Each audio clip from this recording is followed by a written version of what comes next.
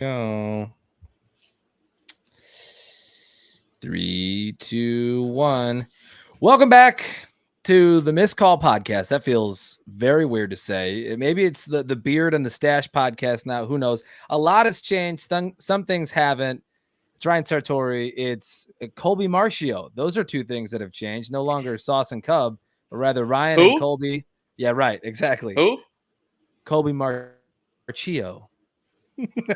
That's not how it's pronounced. I'm aware. Marcio and Sartori, the Dagos are back together, I guess. I don't know. What's going on? Hello, sir. How are you? Good, I think. Dusting this old microphone off and shaking things up. That's wonderful for the listening experience. Hey, turn your volume up. We got more.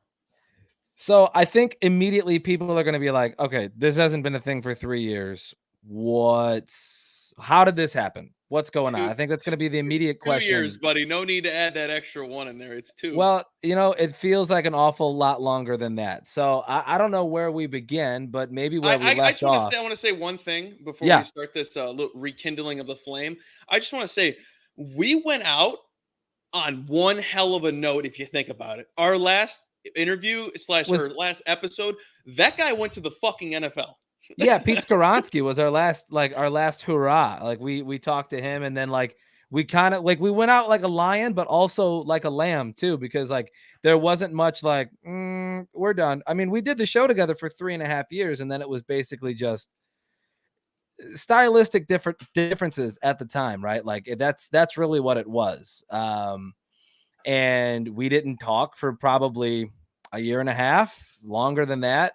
I was thinking about it today in the shower. I'm like, the last time we talked was when you called me, and then before that, we didn't talk since we ended it. I'm pretty sure. Yeah, I mean, I don't think we communicated in between, calling me and being like, "Hey, I think I'm done with this," and me calling you and being like, "Hey, person that I used to be very close friends with, would you like to be friends again?" More or less is how it went over. No, I mean, in all seriousness, I think when you grow and you mature, especially in the media world, I think saw a lot of success with the Missed Call podcast, which is one of the reasons why we want to dust it off again and try this thing again.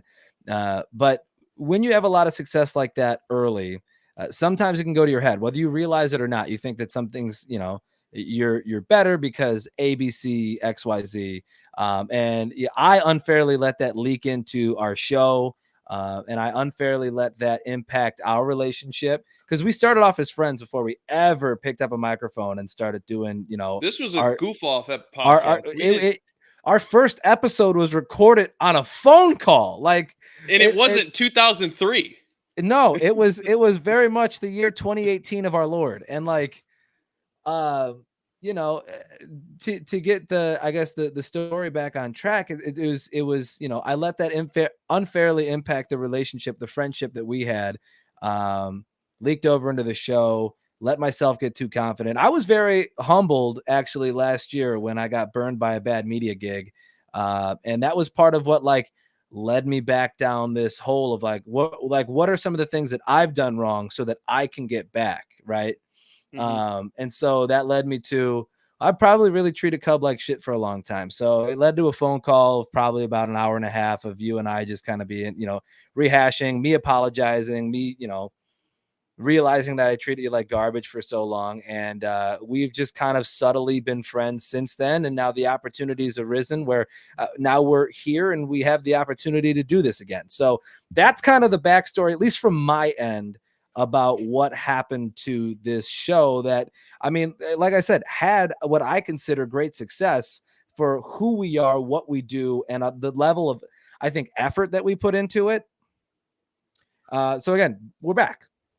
We're back. I mean, Ryan had his moment, or I don't even know what to say, to be honest, because there was a lot. We stopped recording after Thick Athletes Month, right? It was March of 2021. Yeah, it was the ass end of March. Ass end. The thick side of March, yeah. And I just felt like we were both done. I was like, I feel like someone's got to say something, and I guess Yeah. it's got to be me. And I'm like, I felt like we were two different people, and we were trying to drive something. We were trying to drive ourselves two different ways, and it just didn't click on the podcast anymore. It wasn't like the time when we thought we had Trent Richardson, like that era, the 2019 era of us, I think was where we were. And I was telling people, I'm like, it doesn't feel the same. I'm like, it's not fun. I'm like, it sometimes feels like a chore, Yeah, even though I it did. still like doing it. Like as soon as we hit record, I was having fun. But like the behind the scenes stuff, I was like, this fucking sucks. And Yeah. then and obviously we weren't on great terms when it ended. And I would just tell, I thought I was more respectful than I probably should have been towards you, but after the fact, I was just like, dude, I could never fucking work with that guy again.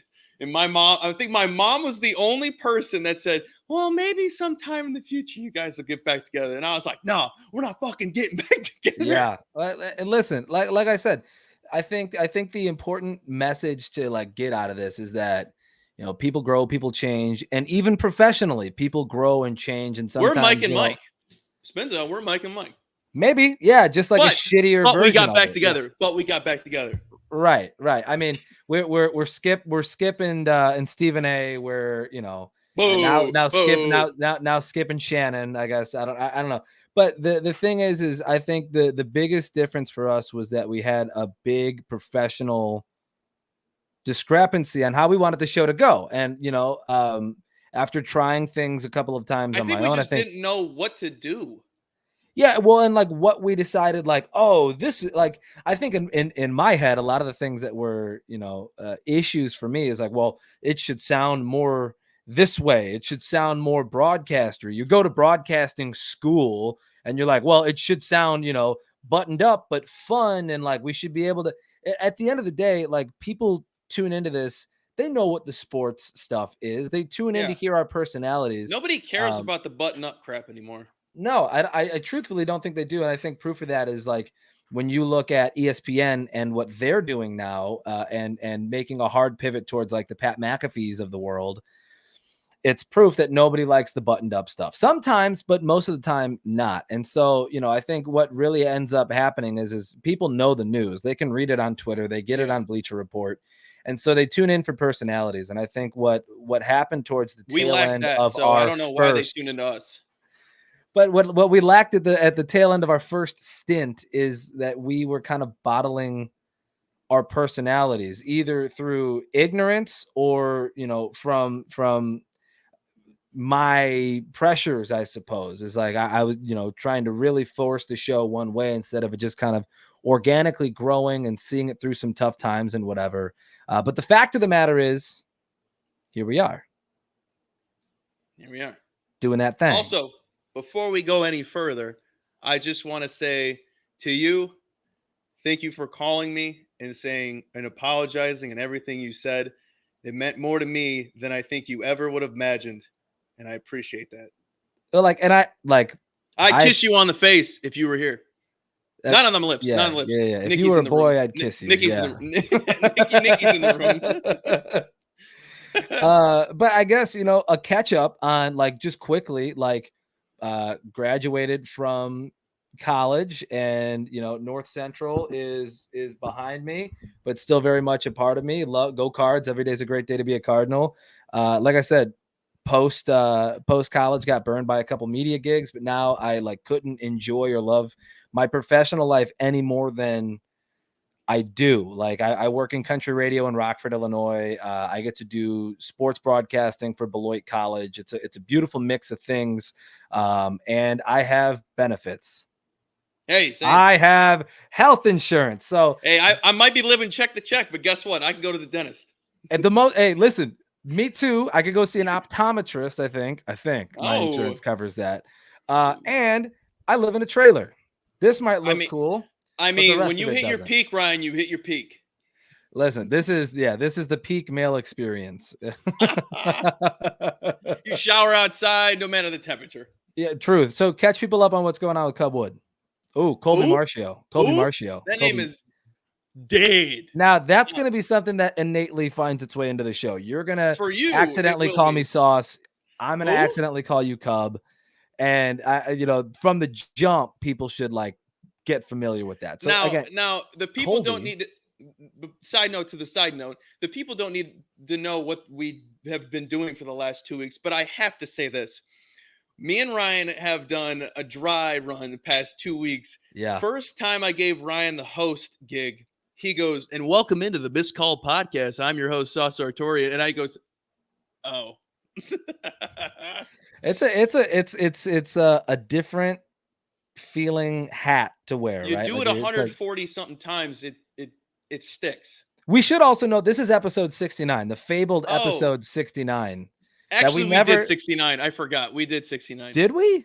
It's Sinclair and Jenna, that Christmas episode we did. Oh, that's right. Okay, so It's 69.1. point one. Okay, because I was gonna say like we had like a fabled episode that we were going to release. Like we were saving it for Rob Gronkowski. Baby Gronk. All right. Please catch people up on what you've been doing for the past 2 years. So I graduated again via online in 2021. Right after he did it again. I did it again. Got my master's. Really didn't need it. I worked for Stadium Network. I work for Stadium Network, and the show I work on is called Live on the Line. It's a gambling show that's aired on Bally. So Stadium and Bally have a partnership. The show is aired on both Bally and Stadium. Stadium is free. You can download the app anywhere you want. Hopefully this ad gets me like a $10 raise or something. That'd be what? Legitness. For that matter, you could download the bullrockford.com and stream my morning show anytime you want. 6 to 10 every weekday morning. We bring you the state lines country. And then you can also catch me solo from 10 to noon. Yeah, I'm not going to be doing that. Check out Stadium. We have gambling shows, and we have a lot of fun. Maybe I'll be and that one Derrick Rose documentary. Yeah. Yes. He knows. I have been featured on. We did like a little like we'd watch the Sunday games in the afternoon and we'd react to them. I don't know how people take those, but it was just reactionary to gambling and what's going on in the NFL. I should be on Sharp Lessons. I think that might be going on air soon. So for your gambling needs, hello. Colby has become a gambling aficionado in every single the past 2 years. Yeah, this is his life. He has how many units are you up on baseball? Just in general, negative. Negative 69. In the last 30 days, I am up. Hold on, let me pull it up. No, this is on the Action Network. Action, yeah, that's how I check. I'm up 10 units this month on baseball. I'm up 50. Wow. Hey. Yeah. Golf clap. July, April and May, unreal months. Really? Batters-box.com was scorching hot. I would hit like 2 to 3 or 4 home run props a week. Damn. So that's like there's like 2 days in May. I think I went up $160 in 2 days. See, I rest until the fall. I bet on playoff baseball, and then I'll bet on $10 increments. What was that? I said I bet on playoff baseball, and I bet on football, and that's really about it. Last year I only did like Yerfy Nerfies, and that was a thrill ride. I bet you it is. I would do the research and then tell everyone in the office this is what I'm doing, and it would pass the time in the afternoon. It was awesome. I think one thing that we should do before we jump into like the topics of the day is number one, kind of address what we're doing with this show. Yes, it's going to still be sports and, lifestyle stuff, goofing off, but it's also going to, have a different feel. Segments when we were doing our dry runs that you mentioned felt a little old and tired, and we've done, shows. It felt immature, but like it's still us, but it's just dead. And there's a little bit of pressure in like filling out all the segments and making sure that it's, engaging and whatever. And we wanted this to be kind of freer flowing and like touch on the biggest topics. And so that's exactly what we'll do. There's not going to be, unfortunately, there's not going to be like a goats segment. There's not going to be what was the one? Tinder bios. There's not going to be struggle bus fake taxi. There's not going to be that kind of stuff. Unfortunately, we may at some point have some like periodic, We're still working it out. ones. Yeah. And so that's the beauty of this, is that you get to kind of come along with the ride with us as we reimagine this thing, bring it back to you. I think, eventually we want to do interviews again, and really get like deep into the world of sports, and who knows, even music and just celebrities in general we want to have on the show. So that's what we've got going on. That is the gist of what's happened over the past 2.5-ish years. And he's got an X. What's up? Oh, what's the upcoming topic? I just thought maybe you were going full Des Bryant. No, we're going full Elon, baby. He's throwing up the Elon. X, yeah. So, I mean, similarly, we have to talk about the full rebrand of Twitter to X. We'll dive into it. I think I woke up Saturday morning and my app was an X, and he finally did it. He's ruining the greatest app that has ever graced the planet in our phones and our handhelds and our laptops ever. This is the greatest app, and pretty soon I'm going to be paying a nickel to $10 a tweet because this man is ruining the app so much. I just feel it. I can feel that I'm going to have to buy Twitter Blue, and I'm not having it. Do I want to go to Feeds or whatever the hell that app's called? No, Threads. I don't. Threads. Sorry, Feeds. Threads. I don't want to go to Threads. We talk about like the reshareability though of Threads. Like, as somebody in media who likes to be able to like repurpose things, I like the idea of Threads because it's all in one place. Like I like a thread goes to my stories, goes to my Facebook, goes to, and then it's like repurposeful. It's very nice that way. But Twitter has always been kind of this island on its own, and has grown and evolved in ways that we could have never imagined. It used to be just a place. Than Facebook. Well, it used to be like when we were in high school. I think that Twitter was more of a chat room and like a place to like hang out after school until someone came in. Yeah, exactly. And now it is a full-on like news outlet. News. People have made careers off of like getting a Twitter following, i.e. like a Foolish Bailey, Foolish Baseball, Foolish Bailey.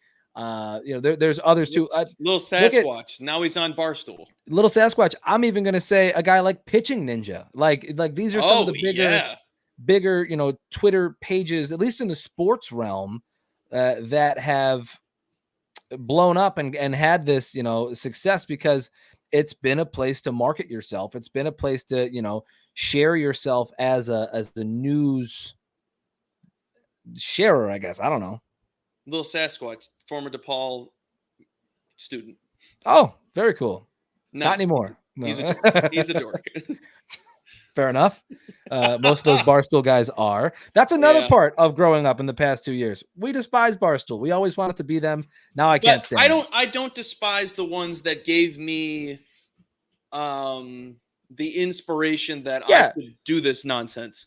2 people. Or possibly 2. Yeah, 2. Big Cat and PFT. The producer that helped it, I'll give Hank a bone. Right. Thanks. Big Cat and PFT are like the only 2 guys from Barstool that I could feasibly be like, those guys are cool. The rest of them, he's also a genius. Yeah. Oh my, he's His incredibly brain smart. Is a wonderland. He's incredibly smart, and I think Big Cat is incredibly connected, and also a very driven guy. The 2 of them together are just a twin killing. They're so good. Like PFT says something stupid, and it still sounds smart. Truth. Yeah, it's very well thought through. To bring this thing back to X. I think it's dumb that everything's still the same. Like, what's a tweet though? What is a tweet? It technically doesn't have any place. Like, everybody who's on the app knows, but like some kid 10 years from now is going to be like, yeah, like I get that it's X, but why are they tweets? Because everything else is the same. It's still like the blue and white, or if you're on dark mode, the blue and black. Love the dark mode. Layout. Tweets are still tweets. And everything else honestly, is the same except for the logo. It looks like a Super Bowl logo. I think it looks like a ride-sharing app. It's like a Uber adjacent. Ooh, a fun live update as we're recording this podcast.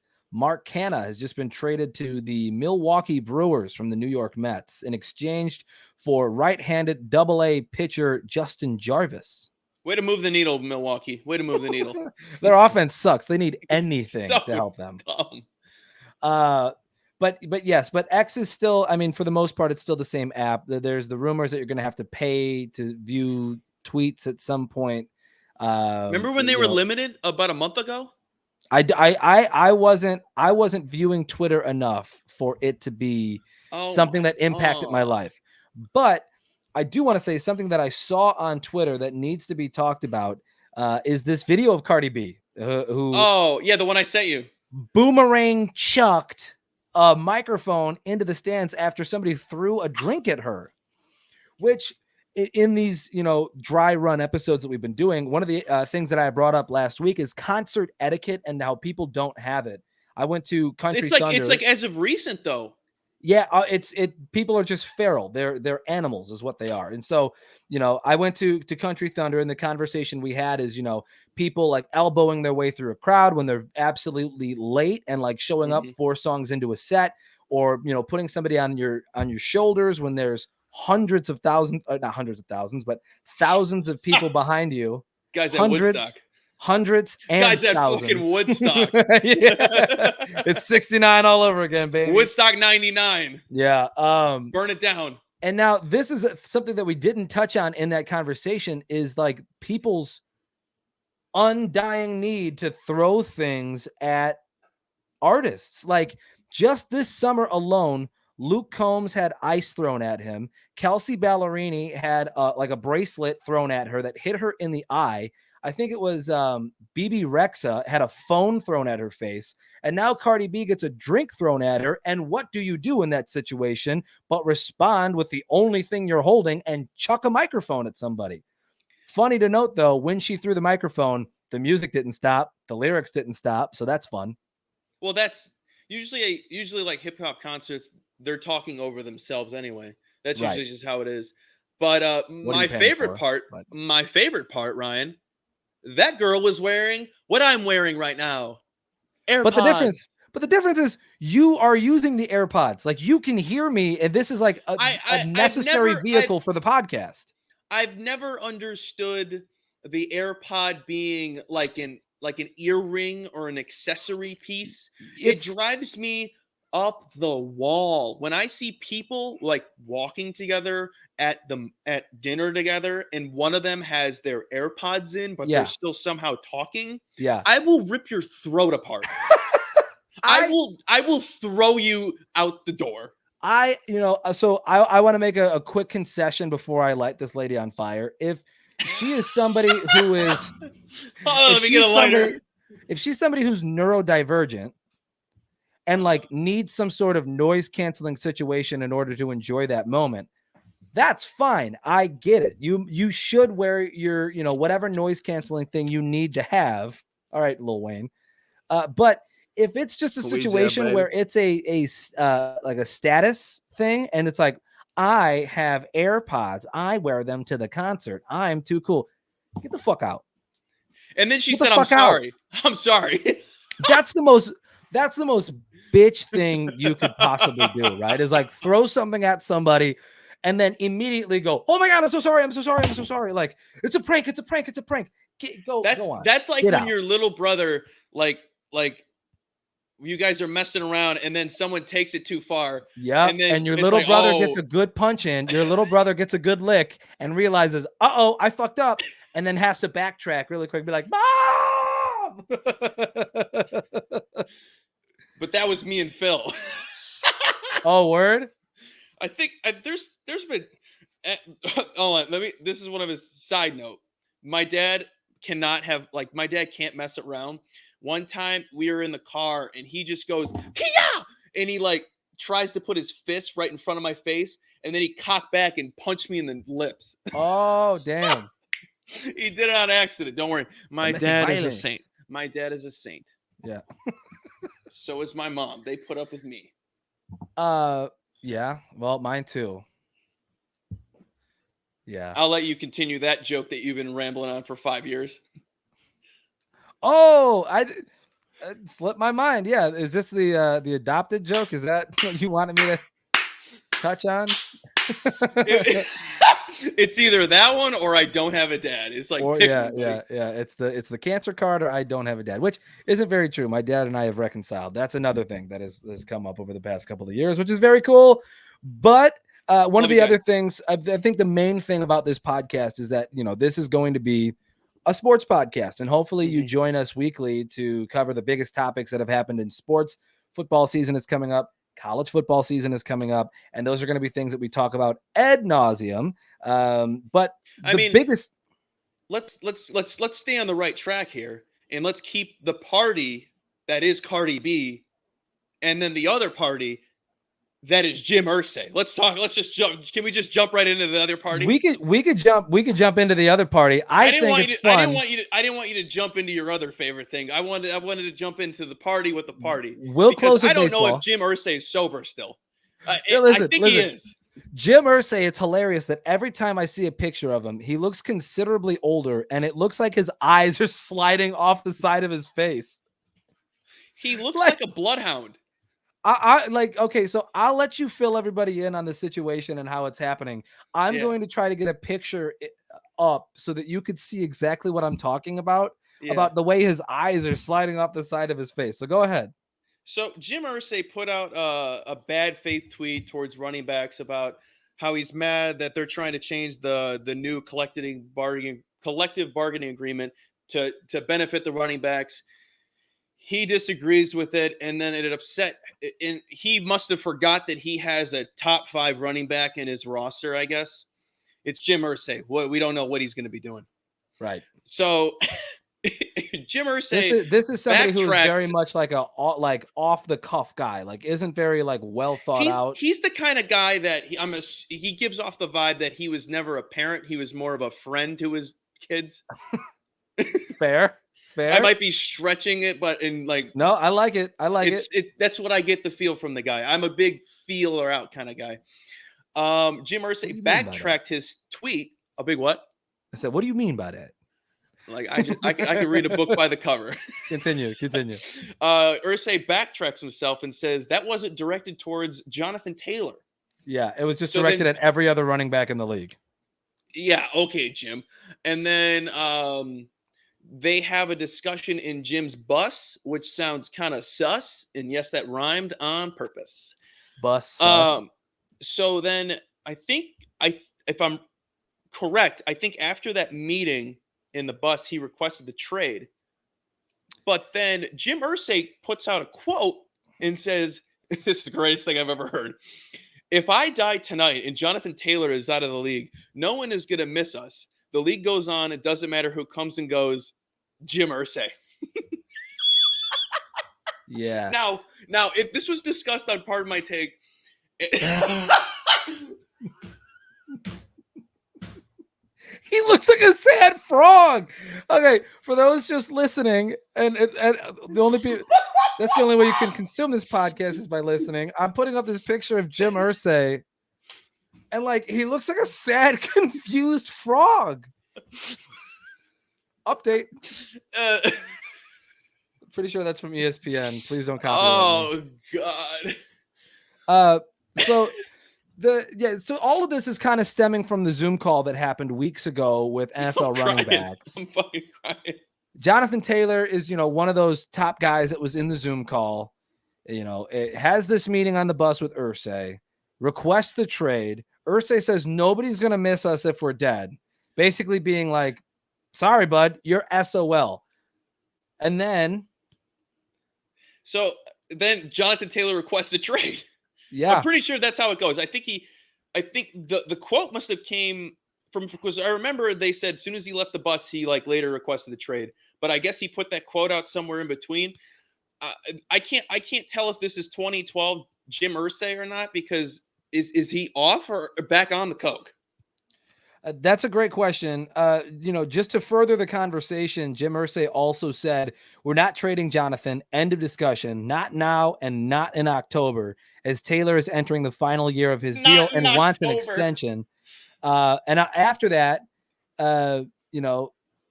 I think Jonathan Taylor had already requested the trade. It's Yeah. really kind of a murky like series of events.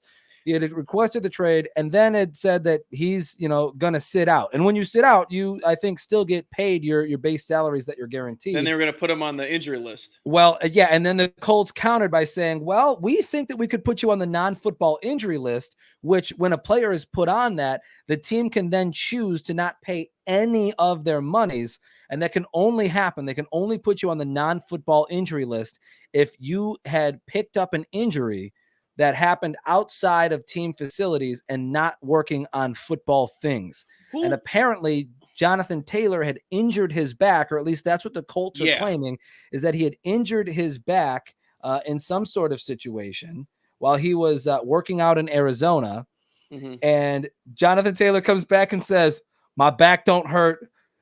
Never had back pain, never reported back pain. Not sure whose sources are, but find new ones." And so it's just an incessant back and forth comedy, and we're seeing it play out live because Jim Irsay is a very public person. Jonathan Taylor now has to be very public with all of this in order to fight back adequately. And so it furthers our conversation of like, what the hell is happening to running backs in football? And I heard somebody having the conversation in the media, and they brought up the point: have running backs ever been treated fairly? That's a solid point to make. That is true. I mean, I think I saw it today. Like running backs, they run for 1,200 yards and scored 12 touchdowns, and they still don't get paid. And then they fall off the face of the earth, and then they're gone. Now, super side note: what football player was it that got injured? I want to say it's Shazier, but then that was a football injury where they didn't have to pay him, but the team paid him. That's a good question. I don't know. I feel like it was in the last. Well, Shazier, they didn't have to pay the rest of his contract. I think they had to pay his that salary for that year. But after it was declared he'd never played football again, I think that's when they could have opted out of his money, but they chose not to. If that's indeed the story, but I can't say for certain. I feel like it was him. God, I miss him. So the Jonathan Taylor thing is kind of an interesting one for obviously for multiple reasons, but I think chief among them is like this furtherment from the Colts to add to the fire that running backs are currently cooking over, and them just being like, we care so little about this all-pro running back who damn near broke rushing records 2 years ago that we are willing to drag him through the mud publicly while he tries to fight and claw for extra years in the NFL. Didn't their Colts running back get injured today too? It's Moss, I think. Zach Moss broke his arm. Yeah, Moss broke his arm. So they're down to, I think, Deion Jackson. Classic. Yeah, and Jonathan Taylor if he ever comes back. Put that photo away. So it's just something fun to kind of track and watch. I mean, not fun from like a entertainment aspect, but like interesting to watch and develop. It's Jim Irsay, so it's going to be entertaining in the worst way. That, just watching the development of how this all kind of pans out for running backs, because the CBA isn't up for another couple of years. Yeah, the current NFL, they just did it last year, I think. It goes through the 2030 season, so it's like, we're so old. There's going to have to be some, stipulation put in there in order for this thing to be put to bed. But again, what kind of special preferential treatment could you ever possibly give? One position. One position. You can't. It's. And you'd have to have all the other positions agree on this. Right. And, what's going to stop, cornerbacks or safeties or whoever from being pretty we soon deserve more money kickers are going to be saying they deserve more. It's a Pandora's box, and it's a very tricky situation for running backs to deal with. And again, one that it probably does not have a reasonable culmination, doesn't have a reasonable solution to it. And as much as we can sit here and pound our heads against the wall about it for them, we're not going to come up with anything here in the course of this hour episode of the Missed Call podcast. Not us. Not me. Hey, We're lucky I got to graduate college. Somebody, just not me. Hey, not I that had guy. brought up in one of these dry runs that this is like for football fans and for fantasy owners, this currently is butthole clenching time, because undoubtedly as you move through the off season, as you move through the preseason, guys are going to go down with injuries. Guys that you had, they are supposed to be big staples of your offense or defense, guys who are supposed to In the lead you to league. In the championships league. in the league, that are going to go down with injury. We've Yeah. in the past week have seen Joe Burrow escape a season-ending ankle or knee injury. I think when you think a strained calf multiple weeks out, like everybody's mind drifts to either they're covering up a knee injury or he snapped his Achilles. And then you have Jalen Ramsey, who is out for weeks now too. After He's what did out he till do? like December. He tweeted Knee out. injury, right? Yeah. So, I mean, that's a guy that the Dolphins were gung-ho, were going to help their team. And now instead of Jalen Ramsey, Eli Apple will be filling that position. Yes. Eli Apple and Tyreek Hill on the same team. Tyreek, your favorite wide receiver's favorite quarterback. Yeah, I think Tyreek had tweeted something out along the lines of, "This is going to be fun," and by fun, does he mean easier? I don't know. Oh God, yeah, and it's this. Well, we've all saw the Joe Burrow clip, and I'm sure you and I both thought the same thing. Great, the NFL season is not going to be as fun as we intended it to be. And then when they said the calf strain, I was like, thank God. Yeah, I think that's the general idea that everybody shared, was that a season without Joe Burrow, we've had one, and it's the worst sucks. time of the year. It's the worst right time of the now year, especially for people who draft their fantasy teams like right now, like morons. You should not draft your redraft teams until the week before the season, until you know exactly who all the players are.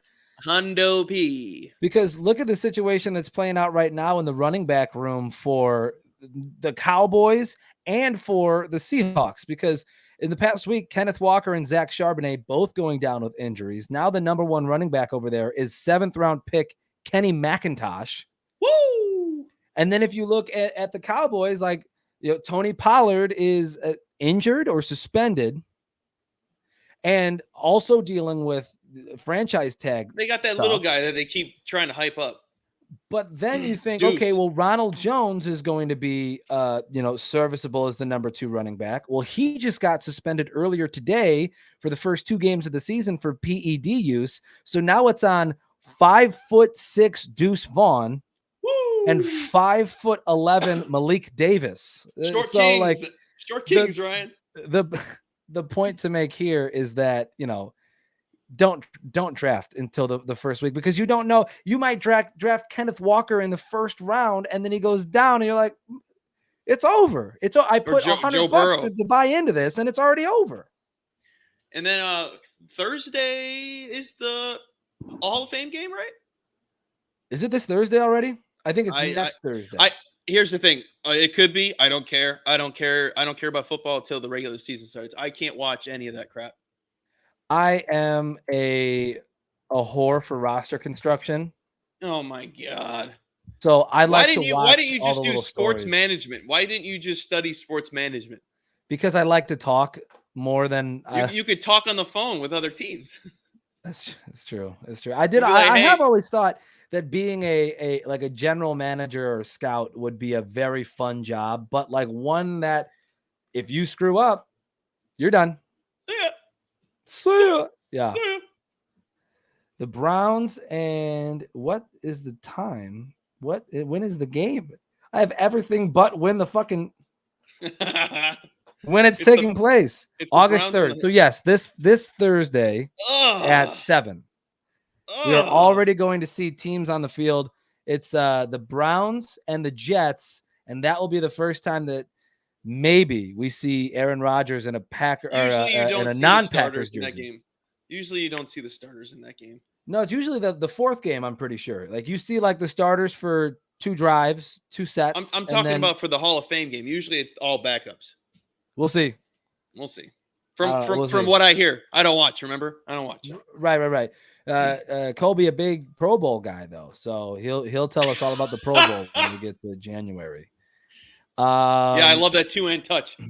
Those are the big football headlines. I think the biggest situation playing out in front of us right now is MLB and its trade deadline. We're recording right now 24 hours before the trade deadline is set to hit. It's at 5:24, so maybe 23 and a half hours before the trade deadline hits at Central Time, 5:24 on the 31st of July. And so already, like we said earlier, we're seeing, trades kind of roll in as we're recording this. Mark Canha going to the Brewers. We had Paul Sewald right before we hit record, had it over to the Diamondbacks. I think the biggest surprise out of all of this is the team that very well should have been selling in the LA Angels is now buying. They're doing it. Now, when we were doing the dry runs, I was very against them them buying, but they have surprised me a ton. Yeah, I did not. After yesterday, I was like, I'm all in on the Angels. And then some of gambling Twitter that I follow was tweeting out, you could still get the Angels to win the World Series at 14. I think it was 14-1. Yeah, or more. So $100 wins 1,400. Yeah, 14-1. And I'm like, I mean, if you're gonna throw like $2 on it, maybe. I'm not a futures but guy. But the return is not there at that point. I don't $2 on 14-1. Like, okay, you're gonna wait all that time for what would that end up being? Like, $80? $10 would be 140. So you'd get 70 for 50. You'd end up getting like $50. You could end up getting like $50. It's not terrible. Are you going to wait that long but that's for $50? That's why I don't like futures. I don't like futures. Anyway, the only future I bet is golf. Okay, interesting. It's fun. The Cubs have acquired Nationals third baseman Jeimer Candelario, which is another reunion. We'll get to that with all the trade deadline stuff. This is exciting. The Cubs needed a third baseman. But when it comes to the Angels, yes, everybody a week ago was saying sell, possibly even sell, Trout and Ohtani, but definitely Ohtani because he could be a franchise-changing trade. You could go from the worst farm system in baseball to one of the best with one move. And who knows if the Angels are actually going to be able to hang on to Ohtani. There's reports now that's saying that he prioritizes comfort and that he could stick on the wrong side of LA. I feel like he'll stay. As bad as that is for his career, I think my gut tells me he's going to stay. And I mean, if they're going to continue to do what they've been doing the last week, I don't see it being a bad reason to stay if they get people who, I mean, the people they've got are pretty solid people, but it has to click. That's the problem with baseball. Everything can look sexy as hell on paper, but if it doesn't click, it's never going to work. Right. I.e. the Mets, who are sellers right now, too. The Dodgers last year in the playoffs. True. So if we look at, I'm just trying to pull up the the Padres. Right Padres is a pretty solid one, too. Hold on. Let's not stray away. The Angels right now are 5 games out of first place in the AL West, and they are currently 4 games out of a wild card spot. So they look at it and they say, okay, we've got Ohtani. Trout's coming back soon. And so they say, all right, let's add. They go out and they go to the White Sox and take Lucas Giolito and Reynaldo Lopez and trade away their second and third best prospects. And then yesterday, go out and add C.J. Cron and Randall Grichuk, probably 2 of the best bats on the market because it's been a very weak year for rental bats. But those are the bats they get. And now they're lined up. But they do lose Taylor Ward in the process. So, he's injured. But I'm saying he's out. They lost him in the process. Yeah. So, the Angels are going for it. They realize they have 2 months left probably of Shohei Ohtani and are gung-ho on it. But if this doesn't work out, and it probably won't, odds alone say that it probably won't, they will be out all of their prospects that they didn't have to begin with and Shohei Ohtani and all the guys they just traded for. And a miserable Mike Trout. Well, I don't know if Mike Trout is ever really bothered by anything. He just kind of says, "I show up to play baseball. I'm the best, one of the best players in the world." Uh, He's kind of like Nikola Jokic if you of were the making a MLB. 1-to-1 comparison, If you had to say who's the Nikola Jokic of the MLB, Mike Trout gives the most energy of Nikola Jokic to me. Doesn't complain, just does his job and does very well at his job. but Jokic has got the ring. That's fine. Like Trout's got no playoff success. At least Ohtani's like one in Japan. Trout's still decorated. Yeah. It's different with baseball. Baseball, you're not really what's the word I'm looking for? You're not really held like you. It's not like it's the only like pro sport I feel like where you don't have to have a ring to be considered great. True. It just adds to your legacy. Right. So the theme of the MLB trade deadline right now is the play the Diddy song "I'm Coming Home." Like I'm coming home. Right. I'm coming home. That's what's happening right now because of all the trades that are happening. You've got Kendall Graveman going back to Houston, Joe Kelly going back to LA, Kike Hernandez going back to LA. You've got Ryan, you gotta give him a little Kike little hip thrust. Don't know what that is. Kike does that. CJ Crone going back to LA where he started his career. And now, we're talking about Jaime Candelario going back to the Cubs, and he started his career there. He was part of the deal, I think, that got Alex Avila to Chicago back in 2018 back where I belong. Or something like that.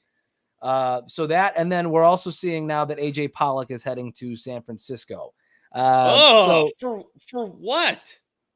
AJ Pollock to San Francisco for and utility man Mark Mathias are going to Seattle. Pollock and Mathias to Seattle for I don't know what yet.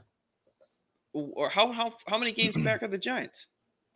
The Giants are in wild card contention. Oh, I didn't know that. They're such a forgetful team. The Giants actually have the number 1 wild card spot at the moment. They're a game up on the Marlins and Brewers for the number 1 wild card spot. I always forget they're a team. And in their division, unless it's an odd year. No. In even year magic is what it was. Oh, sorry. And the Giants were the best team in baseball like 2 years ago. They played the Dodgers. It was a really unfair matchup that they had to deal with. Last year. No, it was 2 years ago. Okay. It's 2 years ago, and I remember they ended I think it was a game 7 they ended, or game 5 they ended on a check swing called strike 3. Classic. Yeah, you can't end a baseball game like that. No. You keep moving through here, and I think probably the biggest shock, the biggest name certainly, is Max Scherzer being moved. And I'm curious what your thoughts are on the Mets moving on from somebody they had invested so much money in just 6 months ago. I was shocked. I didn't know he was available. First of all, I didn't think twice about Max Scherzer going to get dealt, but I mean, I guess it's not working out over there. He had to approve of it from what I remember, and that was the only thing that they were waiting on. So I guess he wanted out as well if he was approving this trade. I think this is a fantastic move for the Rangers because the Rangers are my AL pick, the team to pick the team to win the AL. Right. Their offense is the most fun offense to watch in baseball, in my opinion. Their pitching has been a little since they lost DeGrom early on, but that really doesn't even count because he barely even pitched. Do they get DeGrom back this year? No, right? No. He's out the whole year. Right. It was Tommy John. I forgot about that. Yeah, it was Tommy John. But I mean, you're getting a guy who's aging fast. He's having his worst season in the last few years. This is his highest. His ERA has been at 4.01. Well, and I would like to touch on that before we go super, super far. But continue. It's the highest it's been since 2011. Right. No, it's the highest. It's the last time it was at a 4 was in 2011. I worded that weirdly in the notes. Sorry. He's 9-4, which isn't bad compared to how terrible the team is. He's basically how Garrett Cole is right now for the Yankees. I would just like to say that when you look at things in a more leveled playing field and you take away where they play and errors and stuff like that, Max Scherzer's ERA might be 4.01, but his ERA plus is 103, which tells you that he's about league average. And the 4.01 ERA around him is because the Mets have been so miserable defensively. And you know, I think I think ERA plus also adds like run support in there as well. I could be wrong on that, but like the whip is still very good. Solid. 1.1. You know, he's not allowing too many guys on. No. You know, his walk rate is still incredible. He's got 121 strikeouts to 30 walks. So like the guy is still by all means shoving and still has strikeout stuff, even though he's what, almost 40 at this point. How old is he? Yeah, he's old. I think he's 39, he's 30. 40. He's 39 and 4 days old. He just had a birthday on the 27th. Oh, congrats, Max. But I think Scherzer is going to be a tremendous add. I think, you know, he's going to add a lot of late push for the Rangers, who have been one of the most fun teams in baseball. I forgot about Eovaldi. The Rangers this year are the Mariners from last year and the Padres from 2 years ago. That's the Rangers this year. They are the team that everybody's excited for, that have been but I'm saying like the comparison is that they've been very bad. They finally are good. And it's fun to see bad teams do good. And they have very likable players, which in past, I wasn't a big fan of the Rangers 10 years ago when they were good, going to those World Series with Hamilton, Kinsler, Elvis. Young. Wasn't Elvis a fan Andrews. of them. Yeah. Well, Kinsler's an easy guy to hate. You just can't hate Josh Hamilton because of the home run derby. Well, there's other things. Other things you can.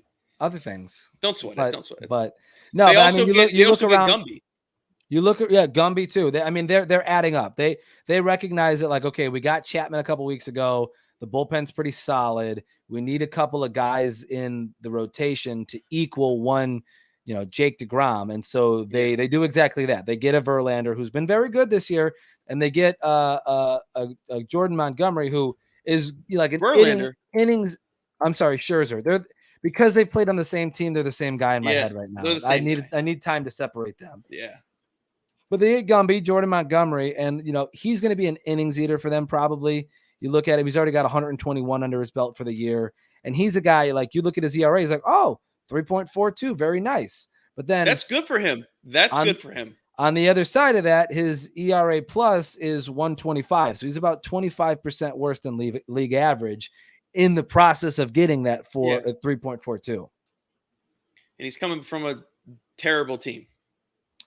Yeah, but a great defensive team, though. So it makes you wonder how that ERA plus got where it's at. Yeah, I think Gumby is probably the most serviceable guy you could go out and get. He's not tremendous, but he just does his job and sometimes slips up in the process. He's been in big moments. He understands how 100%. To do it. And this is again, he's a guy who, like, you're not going to call on him, you know, seventh inning, your bullpen's taxed and you're bringing a guy in. Like, realistically, that's your Eovaldi. That's your now Scherzer and your DeGrom if you had him. Mm-hmm. Monty's the guy that you bring in to say, hey, we need somebody to buy us a day in game 4 of a 7-game series. And you come in and you pitch, and like, that's what you're here for. That is what we got you for, is to get us through game 4, give us 5 serviceable innings in game 4, and we're good. That's all we need from you, and eat up innings down the stretch. Mm-hmm. The Rangers, though, to your point, look around that field. Adolis Garcia. Oh, he's my favorite player. Well, and I was going to say, you're a big Josh Young guy too. Josh Young has made me so much money this year. If he doesn't win. If he doesn't win Rookie of the Year and Yoshida does, it's rigged. I'm sorry, it's rigged. There's other, salt of the earth people too. There, you got, your Semien, you've got Corey Seager out there as well. Guys that you just, you really want to root for. I think Jonah Heim has been fun this year too. He's really been having somewhat of a breakout year, so that's always fun. There's not like every time I watch, I'm like, where is there a flaw in the offense? And I never see it. Probably youth. Yeah, but in who's oh, they And had that might Seager, Simeon. and that might shine through come playoff time. Like that Yeah, I might was be trying to think something of that who are their veteran presence that have been holding them down. Because if you look at like the Reds coming back from the All-Star break, they look like crap. And it's because who's their veteran presence? Joey Votto came afterwards. And can I also tell you that if you look at Ellie De La Cruz in the month of July, or maybe it's Ellie De La Cruz post All-Star break. Either way, he's got an OPS plus of like 650 or something like that. Or I'm sorry, an OPS of 650. OPS plus of 650 would be fucking insane. Yeah, he's the only one doing anything, I feel like. I don't know. I haven't paid attention, but No. I'm saying like he's massively cooled off is since the All-Star break. Oh. That OPS of like 650 is pedestrian. Yeah, that was I Ellie De La Cruz was kind of ruined for me, and the hype of it, because I was trying to enjoy it, and then everybody kept talking about it, and I'm just like, I don't like, I don't know why, but like it just annoyed me, and I'm like, I can't even enjoy him because everyone's just riding him, and they're like, Colby, it's because I like O'Neal Cruz. And everyone's like, this is what O'Neal Cruz wishes he was. I mean, how do you know this? He's been hurt. O'Neal Cruz, I've heard through the grapevine, is a very unmotivated player. I've talked to people who've played in the organization who say that he is a very unmotivated guy. Like realizes he's so good that he doesn't need to do a whole lot to be good and doesn't work hard at it. Besides the point, they're very similar players. And I was like, he's hot because he's fresh. He's young. They don't know how to throw to him. Eventually, they're going to catch up to him. I didn't like how people were making him out to be the greatest thing that will ever lace him up to play baseball. He will eventually, he's a human being. He will eventually cool off. And you just stated that for me when I thought you said a good stat. I apologize for being ignorant and dumb. OPS, for everybody who doesn't know about OPS, it's your on OPS base plus. You said OPS plus. I don't know what's good for OPS plus. That's why OPS plus. Let's walk everybody through it. Let's learn stats together. Let me get my pad and paper because I'm only used to OPS and WRC plus. OPS is on base plus slugging, where there is no league average in this statistic, but you add up your two percentages, and anything at about 800, you're having a good year. Oh, so he's like, you said he was at 600? 700 is normal. 800 is it's like it's just normal. Hold on. 700 is normal. 750, somewhere in there. 700 to 750 is probably like your replacement level player. If you're looking at the Cubs, your Patrick Wisdoms, your Frank Schwindells of years past, etc. When you look at people flirting with the All-Star game, 800. When you're looking at people flirting with MVP seasons, 900 or 1,000 plus on your OPS is like, holy shit, you're having a year. Last year, Aaron Judge had an OPS of above 1,000. Yes. I was saying I don't know what a good OPS plus is. I know I know what a good OPS is. We're learning. But I'm teaching any potential listener what OPS is. Okay, I'm teaching the kids. Yes. OPS plus is a stat that I forget what the exact terminology is, but they equalize it for the league, where league average is 100. So like if you are at 100, you are a league average hitter in terms of OPS plus. Anything above means that you are hitting that much better in percent. If you have an OPS plus of 189, you are hitting 89% better than the league average hitter. But if you have an OPS plus of 50, you are hitting 50% worse than the league average hitter. So anything below 100 is bad. Anything above 100 is great. And that kind of takes into account for where you play, who you've hit against, what kind of hits you've gotten. It takes a lot into account and gives you a more concentrated statistic that you can judge a player off just at a glance without really having to dive deep into who he is or what he's been doing at the plate. Ellie De La Cruz from July 14th until July 30th, this is all post All-Star game, is 11 for 62 with a double, a triple, 3 homers, 4 RBI, 4 walks. Here's the slash line. You ready for it? Yeah. Batting 177, on base 239, slugging 371, OPS of 610. Ugh. What's his WRC plus? I don't know that it'll tell me. What are you on? When I take a sample size like this. I'm on Baseball Reference, but I took a sample of his game logs. It doesn't give me WRC plus in that range. I honestly, that's terrible. Yeah. Well, and here's the thing is like anybody who like will sit there and say like, well, his batting average is this, that, and the third. Typically batting average doesn't matter because everybody falls into a pretty, tight subsection of data where it's like, if you're batting 250, that doesn't tell me anything about who you are as a hitter. There's a lot of guys hitting 250 or right around 250, but the outlier guys, the guys like Luis Arise who are hitting closer to 400 and single machine, but hitting closer to 400 for a season, that tells me something about you. You're seeing the ball. Right? That tells me you're seeing the ball. If I look at that with your slugging percentage, and if your slugging percentage is low with a high average, I know that you get a lot of base hits. You can really start to peel the layers back on players and stuff like this.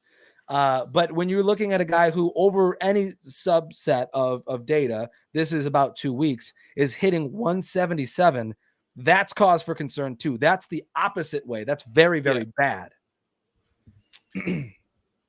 This has been a crash course. Corbin Carroll isn't talked about enough. That's all I have to say. Oh, is that okay? We're changing. Cub got lost and now is changing the conversation. Sorry. Something else came up and I was looking at the text. Sorry. No, it's all good. I'd share, but I can't. What happened to me over the past 2 years is I became a baseball nerd. No, you've been that. We just wouldn't allow you to nerd out like that. And now that I got back into the baseball game, I allow you because I own you. Corbin Carroll. If you're curious, OPS of 902. He's unbelievable. OPS plus of 145, which means he is having a phenomenal year. He's like top 4 for MVP. As he should be. He's a little firecracker. I love him. This has been an NBA MLB trade discussion that has quickly divulged into. Let's extrapolate, statistics. Who's your favorite player? Oh, I'll tell you my favorite player if you tell me yours. My favorite player in MLB right now. Yeah, I was. Just I don't know that I have. I don't know that I have any one. I love the give me 3 or 4. Even despite his struggles, Kyle Schwarber will always be one of my favorite players. I'm really enjoying watching Corbin Carroll. That's the thing is like I'm not in love with any specific guys right now. I always love Kyle Schwarber. This guy's such a Cub homer. No, I mean honestly, like I've given up any affinity. I've given up any affinity for the Bryants and Baez's. I'll always love Rizzo, but for different reasons other than baseball. Yeah. But again, I really love Schwarber. I've really enjoyed watching Corbin Carroll. I've enjoyed, Luis Arise bringing a different kind of style back to baseball that hasn't been. He looks there like in Tony years. Gwynn. Have you ever seen a side-by-side video without of them the pot hitting? belly? Without the pot belly, yeah. You ever seen the side-by-side comparison of their swing? No. Try to find it. I'll try to find it for you afterwards. It's very, very similar, eerily similar. Yeah. Where it's just dropping the head out on the ball and hoping to get it over the top of the second baseman. It's a quick little, like you're golfing. Yeah, it's a quick little choppy swing. Just getting the barrel on the ball. That's all he's doing. See ball, hit ball, get on base. That's baseball. On base percentage gets contracts. He's still going. I know. Listen, I could go forever. Look at Corbin Carroll. Let's talk about your favorite player. I'm still on base. I'm still on. Stop. Get off that and wrap it up. I just want to see what his on base percentage is. Give me a second. Can I guess? Can I guess? Yes. It's like 38%. 36. Woo! 36% on base percentage, and slugging as a contact guy, slugging 541 with 21 homers in a rookie season is very, very good. The Cubs are doing phenomenally. They played themselves. I'll stop. Homer. I'll stop. Well, listen, when your team is buying at the trade deadline, maybe one day you'll be a homer too, you stupid Yankee fan. Not a homer. This guy's favorite cartoon, Homer Simpson. Oh, this guy's got jokes. Well, listen, I think that's a productive first episode back on the Missed Call podcast. It's episode 140 something. 70,000. One something. I don't know. Over 100. That's where we're at. But we'll wrap it up. We'll start doing this thing weekly. It'll be audio only for probably the considerable future, but you can always keep up to date with us on social medias and stuff like that. At Call Podcast on Instagram and on Twitter. And then you can always follow us. I'm at Ryan_radio on Instagram and on Twitter. And that guy's C Marcio 2 on the Twitter sphere. Right? Did I get it? Yeah, you're good, dude. You're good at plugging. You want to plug your favorite Cub, his OPS plus? Oh, this could be a fun way to close. Oh, here we go. Every episode. Favorite Cub today? Mm-hmm. Hold on.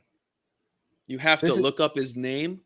No. I have to look up his stats. You want me to give you his OPS plus? No, I was being sarcastic. End the podcast. Okay. Favorite Cub of the week is Dansby Swanson. Thanks, guys. Mike, the Sockman. Oh, I forget. Favorite Cub of the week is definitely Mike Tauchman. The Sockman. All right, we're getting out of here. See you next week. It's the Missed Call Podcast. See ya. What? All right. Sorry, I got sidetracked. Somebody at work got